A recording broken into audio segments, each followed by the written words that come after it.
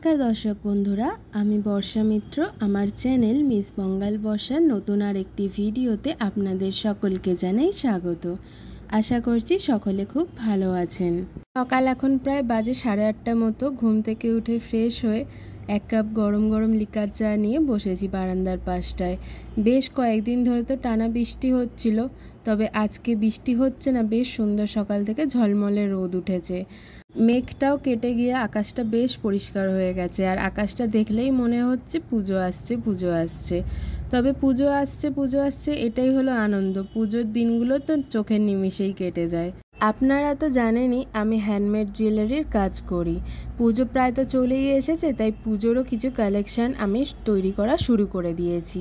এখানে একটা শিউলি ফুল থিমের ওপরে হার বানাচ্ছি। এই লকেটটা সবে আমার আঁকা হয়েছে, এখনও ম্যাচিং কানের দুল দুটো আঁকা বাকি। আর অরেঞ্জ কালারের যে দুটো দেখলেন ওই দুটো দিয়েও কানের দুল হবে। এখন চলে এসেছি রান্নাঘরে সকালের ব্রেকফাস্ট বানাতে। সকালের ব্রেকফাস্টে আজকে একটুখানি বানিয়েছিলাম ছাতুর পরোটা। আমি ছাতুর পরোটা আগেও বাড়িতে বানিয়েছি, কিন্তু তখন আমার চ্যানেল ছিল না বলে ভিডিও করতাম না। তবে এই ছাতুর পরোটার রেসিপিটা যদি আপনারা জানতে চান আমি কিভাবে বানিয়েছি, আমি কিন্তু এই রেসিপিটা কালকে আমার চ্যানেলে আপলোড করে দিয়েছি। আপনারা আমার চ্যানেলে ভিজিট করে শর্টসে গিয়ে এই রেসিপিটা দেখে নিতে পারেন। পরোটাগুলো আমার সব ভাজা হয়ে গেছে। নিজের জন্য একটা পরোটা নিয়ে বসে গেছি খেতে। একটা পরোটাই যথেষ্ট, জানেন তো, বেশ ভারী হয়, একটা খেলেই পেট ভরে যায়। যাই হোক, পরোটাগুলো খেতে কিন্তু সত্যি ভালো হয়েছিল। আপনারাও বাড়িতে একবার ট্রাই করে দেখবেন, ভালো লাগবে। তো চলুন তাড়াতাড়ি ব্রেকফাস্টটা সেরে নিই। ব্রেকফাস্ট করে একটু কাজে বসতে হবে। আজকে একটা অর্ডার ডেলিভারি করার আছে। একজন একটা কানের দুলের অর্ডার দিয়েছেন, তিনি অবশ্য সেটা আরেকজনকে গিফট করবেন, তাই আমাকে বলেছে একটুখানি যাতে গিফট দেওয়ার মতো প্যাকিং করে দিই। আমি দেখাচ্ছি কোন কানের দুলটা এখানে আমার অর্ডার এসছে।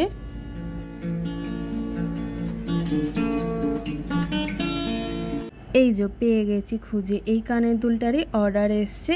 এইটাকে এখন প্যাকিং করতে হবে গিফট দেওয়ার মতো করে।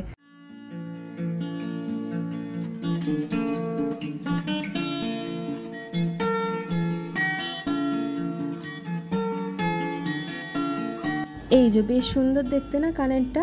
আশা করছি যিনি কানেরটা গিফট পাবেন তার যেন খুব পছন্দ হয়।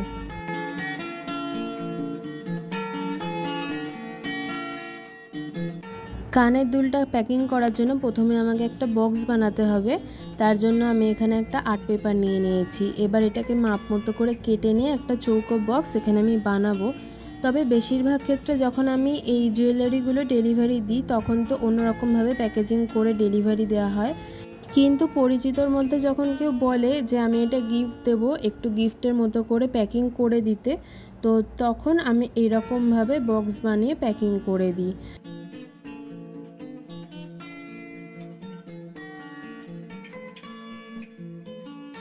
এই যে ছোটো মতো একটা কাগজের বক্স আমি এখানে বানিয়ে নিয়েছি। এবার এই বক্সটার মধ্যে কানের দুল দুটোকে রেখে ভালো করে বক্সটা প্যাকিং করে দেবো। তবে তার আগে একটা ইম্পর্টেন্ট কাজ, তবে আমার সব থেকে পছন্দের কাজ বাকি আছে, সেটা হলো ব্র্যান্ডের লোগোটা প্রিন্ট করা বক্সের ওপরে। এই ব্র্যান্ডের লোগোর একটা স্ট্যাম্প আমি অনেক আগেই অনলাইনে বানিয়ে নিয়েছিলাম। বেশ ভালোই, খুব বেশি দাম নেয়নি, তবে বেশ সুন্দর কাজ করে। তো আর এইটা কিন্তু আমার সব থেকে পছন্দের কাজ।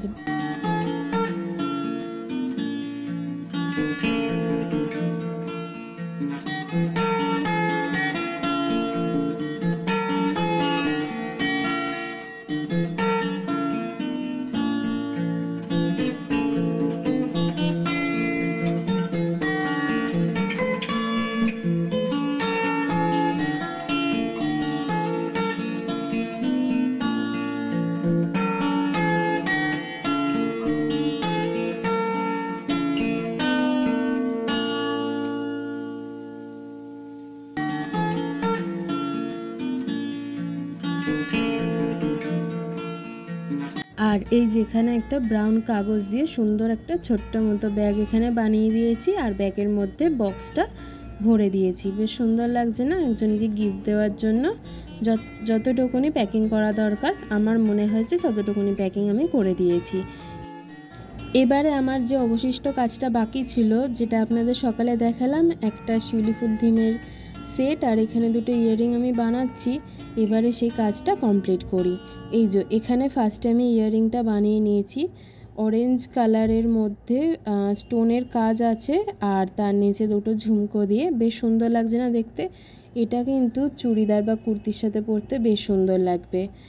আর যে হাড়ের কাজটা আছে সেটা পরে করব, কারণ এখন বেশ বেলা হয়ে গেছে। চান করে খাওয়া দাওয়াটা সেরে নিই দুপুরের, কারণ বেশ খিদেও পেয়ে গেছে। কিন্তু দুপুরে প্রায় 2:30 মতো বেজে গেছে, চলে এসেছে এখন লাঞ্চ করতে।